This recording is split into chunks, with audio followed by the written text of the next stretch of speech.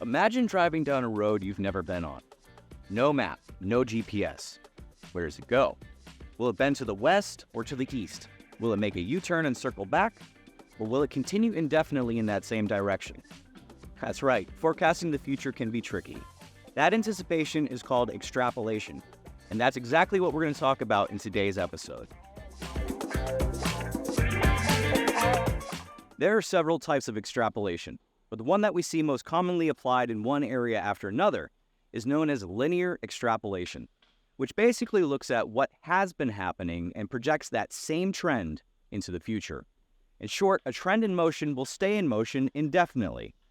And linear extrapolation stands in stark contrast to the idea that much of our behavior and its manifestations are not linear. They are patterned. When it comes to financial markets and economics, what we see almost exclusively from prognosticators and talking heads is linear extrapolation. For example, remember back in early 2009 when the Dow Jones Industrial Average was down 50% off the 2007 high, and many people were asking desperately, is it time to sell stocks? The idea that the trend might reverse was nowhere in their thoughts. Recall that 2008 closed out with an economic train wreck. Unemployment was above 10%, real estate was in shambles, Freddie Mac and Fannie Mae were placed in U.S. government conservatorship, home buyers went from getting a no-doc mortgage to pretty much being cut off from all bank credit. Wall Street firms were gobbling up companies heading down the same path that Lehman Brothers went down in 2008. GM and Chrysler went bankrupt, and 2009's first quarter GDP was negative for the first time in decades. The consensus at the time was that the negative trend would continue. But in February of 2009, Robert Prechter's Elliott wave theorist, operating under the premise that markets are not linear, they are patterned, called for a rally that would be sharp and scary for anyone who is short the market. And in fact, in March 2009, the Dow Jones Industrial Average found its bottom just under 6,500 and took off like a rocket.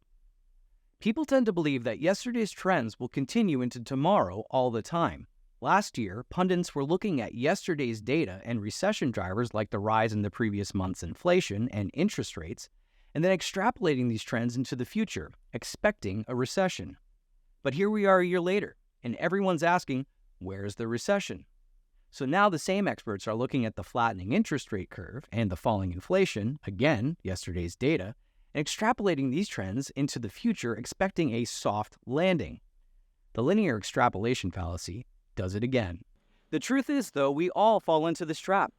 We extrapolate trends linearly into the future because it's an essential, hardwired evolutionary adaptation that helps us survive in the physical world. Socionomics founder Robert Prechter put it best in his story about the fictional cavemen Og and Ugg flinging rocks at each other. Prechter originally proposed this idea back in 2004 at the London School of Economics, and then revisited the two merry cavemen in chapter 21 of his seminal book, The Socionomic Theory of Finance. Most people extrapolate their answers linearly from the trends of previous data. People default to the mechanics paradigm when predicting social trends. They think the social trajectory will remain constant unless impacted by an outside force, and I don't perceive any outside forces that could change these trajectories. This mode of thought, which is the basis for standard social science, is deeply embedded in our minds because it has tremendous evolutionary advantages. When Og threw a rock at Ugg back in the cave days, Ugg ducked. He ducked because his mind understood the consequences of the law of conservation of momentum, which is that an object will maintain its trajectory unless acted upon by an outside force. The rock heading towards him would not veer off course because there was nothing between the two men to act upon it, and rocks do not have minds of their own.